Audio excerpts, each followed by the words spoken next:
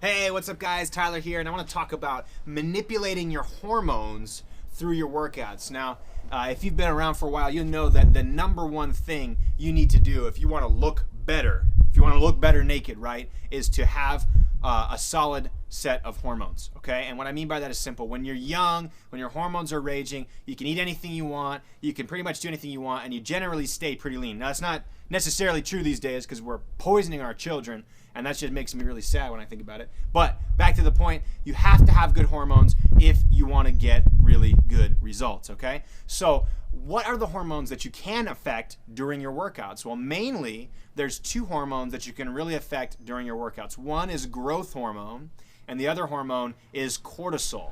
Now, growth hormone, we want more of it. We want as much of it as we can squeeze out of our body because it makes us youthful, lean, muscular, so on and so forth. Cortisol, on the other hand, we want to make sure that we limit that. We want to have the right amount of cortisol. You don't want to have zero cortisol, but you want to have less cortisol.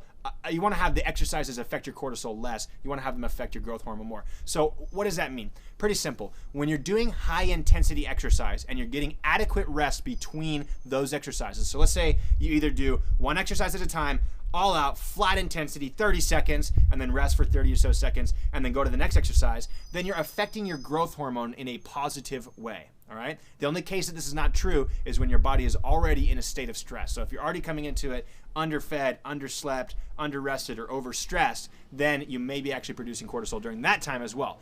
But for the most part, that high intensity work is going to help you boost your growth hormone. Another time to boost your growth hormone is when you do one flat out set, more of like a bodybuilding style. So you might try to do one set of pull-ups, 20 reps, or one set of back squats with almost the heaviest weight you can for 20 reps. That's going to really jack up your growth hormone as well. It's a great way to put on lean muscle mass, okay?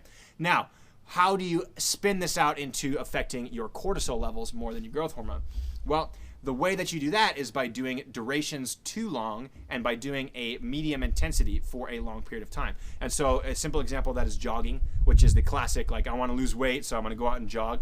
I was just talking to a friend of mine, Ryan, who's a brilliant trainer, and he was talking about how there's nothing wrong with that for maybe 4 to 8 weeks, but after that, your body's adapted. It's going to make your body more efficient, and you're also going to produce cortisol, which actually lowers your muscle mass, lowers your growth hormone. So ideally, you want to stick to max strength exercises, max skill exercises, and max intensity exercises, and avoid things that you might do for longer durations, things you might do for many reps. We're talking hundreds and hundreds of reps, because those generally aren't going to have the positive effects on your hormone like the high intensity work is. So I hope that helped you out. Hope that answered your question.